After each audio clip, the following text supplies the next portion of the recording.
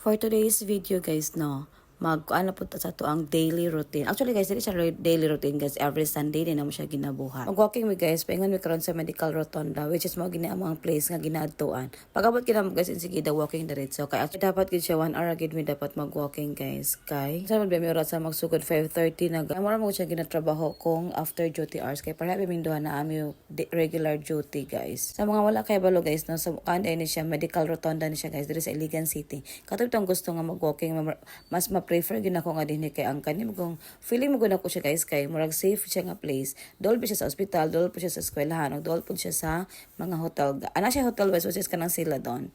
Dagan mo siya tao mahapon, dagan mag-walking, dagan mag-jogging, dagan pa mga mangi-date guys. Na po siya diri guys, kanang tang maghilot kita tungkol sa magpahilot. Mga nakasanayan na gid na mga every Sunday din higid me. Please guys, twice a week maka-perform yung exercise guys. Kadili pud tabatan-on pa nagka-idaran na biya pud na so makinahanglan gid. Ano ko kaano was mo mag-exercise bitaw to makinahanglan gid ta nga makaihi ay. Ako lang ba siguro no paggawas nako guys.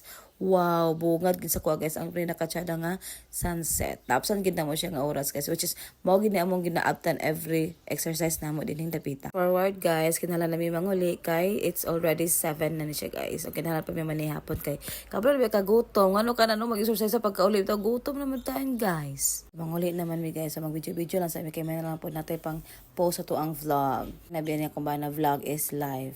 Maya na lang po kong ipasagdahan guys. Kaya muna lang po na kong kalingawan. Fast forward guys. Nanguli namin. Nakailis na may nag-t-shirt. Kaya kinahanglan kita mag-ilis kid no. Ta manguli guys. Mag-ilis kita para dili ko na ang likod. Lisod na magkasakit. O sa diyang pag-ulit na mo guys.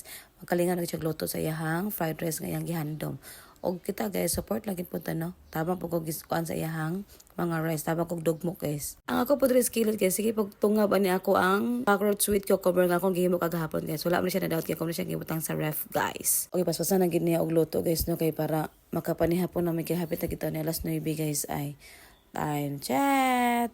Let's eat guys. Mao to guys, thank you for watching. Muna ko panihapon otan guys with isda og rice.